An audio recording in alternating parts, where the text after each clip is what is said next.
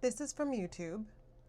Somebody asked me to clarify about belief, creating your reality, and then being true to yourself and who you know you are, and not letting your environment trigger you. Your belief is directly proportional to your ability to change your reality. If you do not believe that you are capable of doing it, then you will not be able to. And your nervous system can hijack your brain and your body. So when you're triggered by your environment, and it can be any trigger, somebody being hateful or mean, or you get into an accident, or even if your life is not the way that you feel like it should be going, those are all triggers. But you are not your body. You are not your thoughts, and you are not your brain. So if you let your environment dictate your actions and your feelings and your emotions, then you are being held hostage by your environment. And any step that you take or any action you take in response to those triggers, if it's not something that's in alignment with who you know you are inside, and it doesn't align with your values, then it's going to take you further and further away from your confidence in yourself and your belief that you're able to manifest, your belief that you're able to change your reality. So it takes practice. All of this takes practice. It's a muscle that you build. And it requires you to be aware of the situation that you're in and your environment, and to really feel it before you react. Take a moment.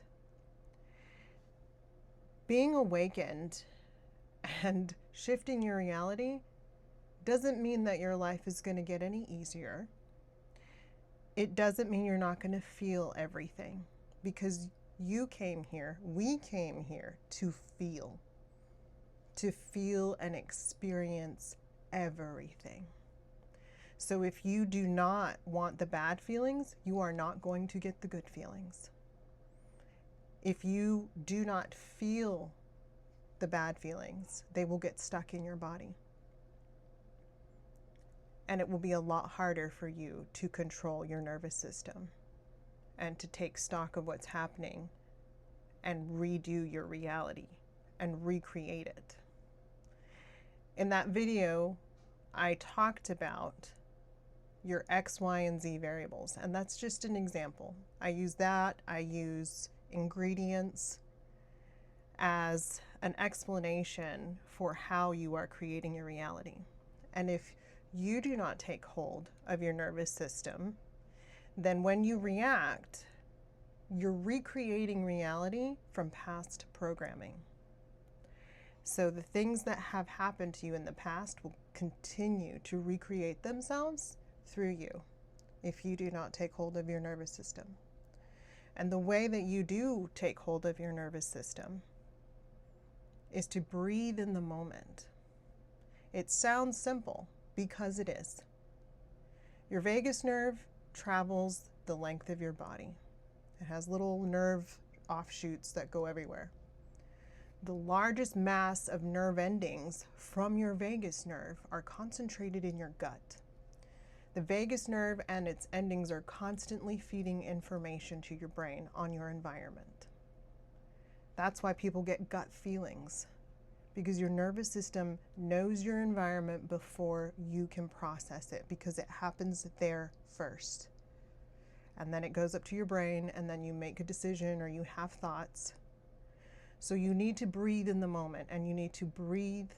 Some people say 4 counts, some people say 6 or 8. It really is up to you. I don't focus on the count, because then I'm focusing on the numbers and I'm not focusing on my breath going into my belly. And because all those nerve endings are there in your belly, that's where you breathe. It activates that vagus nerve. And then you exhale long. Some people say 6 counts, 8 count, just long and slow. Don't focus on the numbers. Focus on what's comfortable for you, and continue to do it. And most importantly, when you are doing that, feel what you're feeling. If it's fear, feel it. The more that you can sit with the feelings that you have, the more they metabolize. And what I mean by that is that your nervous system is scared of something that's not there. So when you breathe, and when you take it slow, and when you feel the feelings, it can feel like burning in your nerve endings, it can feel like danger, it can feel like fear, any of it, sadness, all of it. Even excitement can feel like fear. So feel it. It metabolizes, because when you feel it, it's a wave. It doesn't last for very long, especially when you're breathing. It's gonna come and then it's gonna go. And what you're signaling to your nervous system is that you are okay. And then it strengthens. Now, a lot of people, including me, don't like the feelings. We run away from them, but you have to feel them to move through. And if you're triggering yourself, there's something that happens. So if you feel the fear and you feel the uncomfortableness in your body, your chest tightening or whatever else, you're going to go into a thought loop, because your brain is going to start scanning for what it thinks it is in danger of. So you're not just going to scan your environment. All the feelings of every single thing that has been bothering you for the last 20 years might come up, or things from your childhood may come up, because your brain is trying to find a reason why you feel this way. So when those come up, acknowledge them, validate them, and breathe. You have to separate yourself from what's coming up and know that what you're feeling is physiology. It's your biological body. And you can separate yourself from that, and you can control it. So that is the expansion on that video about belief, your nervous system, and recreating your reality. You have to take a moment to breathe, and breathe over and as many times as you need. When it gets into a spiral, you're going to have to interrupt it a different way. And a lot of people go into thought spirals, shame spirals, guilt spirals. That is a frequency you're tuning into. You have to control it. You can tell yourself and command yourself to stop. You can command yourself and tell yourself it's okay. If it gets really bad, you can take a cold shower or a hot shower. You can have hot tea. You can press your feet against the ground. You can press your hands against the wall. And you need to focus on the room. This is going to be a skill that has to be developed, especially if you are ruminating and have your rumination that just takes over sometimes. So we get into our heads and we don't often stay in our bodies, especially when we dissociate, when feelings are too big. So when that happens, start looking around the room.